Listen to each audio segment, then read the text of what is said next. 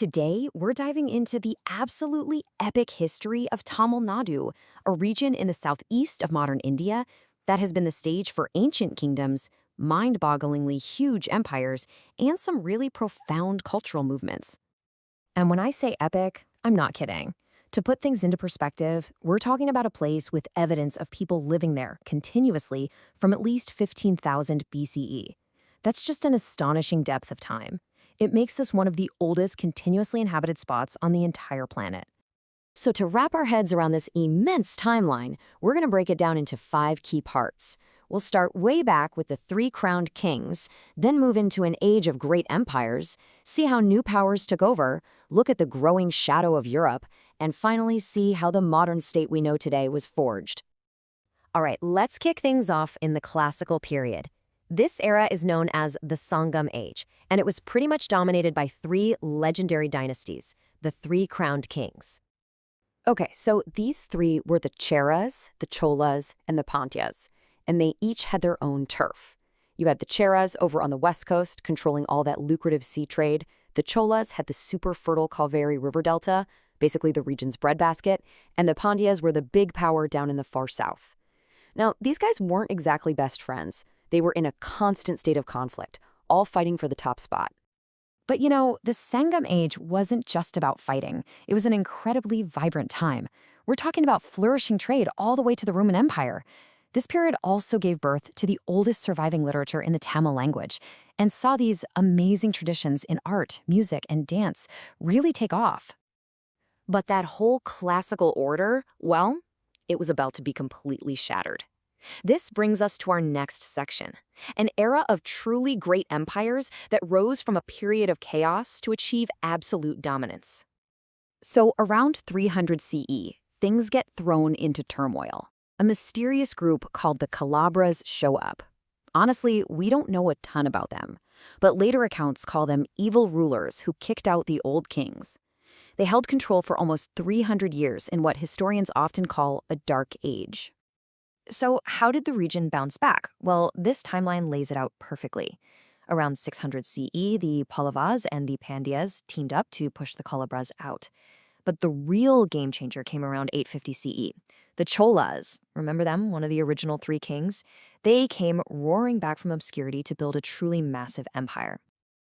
And when I say massive, I mean absolutely staggering. At its peak, the Chola Empire covered 3.6 million square kilometers. Their power wasn't just on land either. The Chola Navy was one of the most powerful in the world, projecting its influence all the way into Southeast Asia. I mean, under legendary rulers like Rajaraja Chola I, they just dominated. They conquered the whole southern peninsula and controlled the seas. And they built architectural marvels like the Great Brihadisvara Temple. But get this, these temples weren't just for worship. They were huge economic engines, the very centers of political and social life. And their government was incredibly advanced, with a whole network of self-governing local towns. But you know how it goes. All great empires eventually decline. So let's move on to our next chapter and see how the fall of the Cholas paved the way for new powers, new rulers, and a whole new wave of invasions. This really brings up one of the biggest questions in all of history, right? What happens when a superpower falls? Well, the answer is almost always the same. You get a power vacuum, and a whole bunch of new forces rush in to try and fill it. And this slide shows that chain reaction perfectly.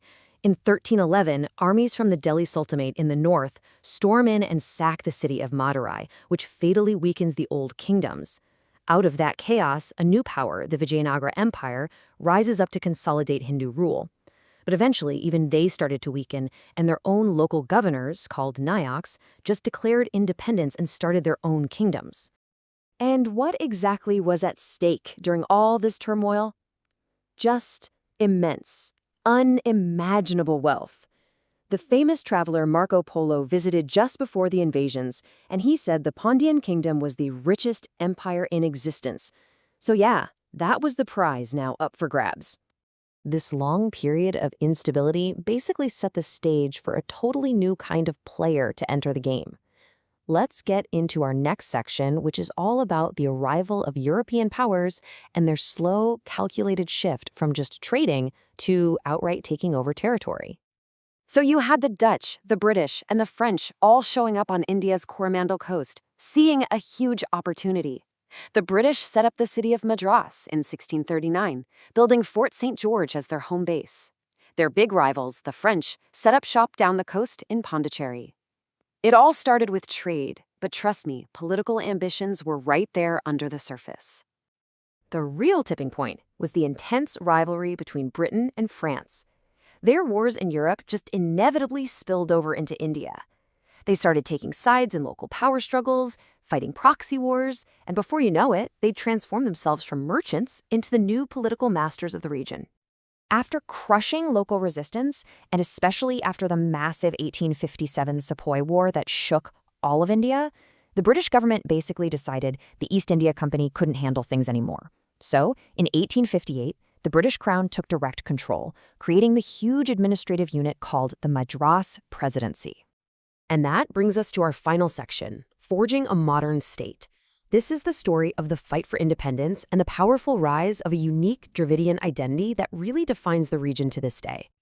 So how did we get from that huge, multilingual Madras Presidency to the Tamil Nadu we know today? It's really a clear three-step process. First, you had British rule. Then, after India gained independence, that massive territory was broken up into new states based on language. And finally, in 1969, the state officially got its modern name, Tamil Nadu, which means the land of the Tamils.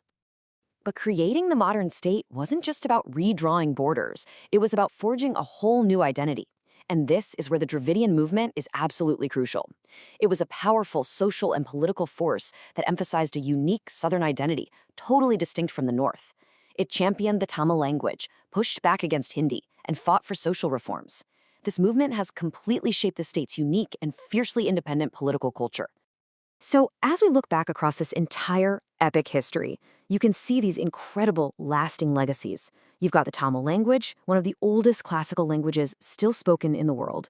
You have that magnificent temple architecture from the Cholas. There's a fiercely independent political identity born from the Dravidian movement. And, of course, today it's a major economic and cultural powerhouse in India. All of this really leaves us with a final, fascinating question to think about. How does this ancient history of empires, of language, of this unique identity, continue to shape the vibrant and dynamic state of Tamil Nadu today? If you found this as interesting as I did, you can dive even deeper into the region's past in our South Asia history playlist. And for more explainers that break down complex topics just like this one, make sure you subscribe to Notebook Summaries. Thanks so much for watching.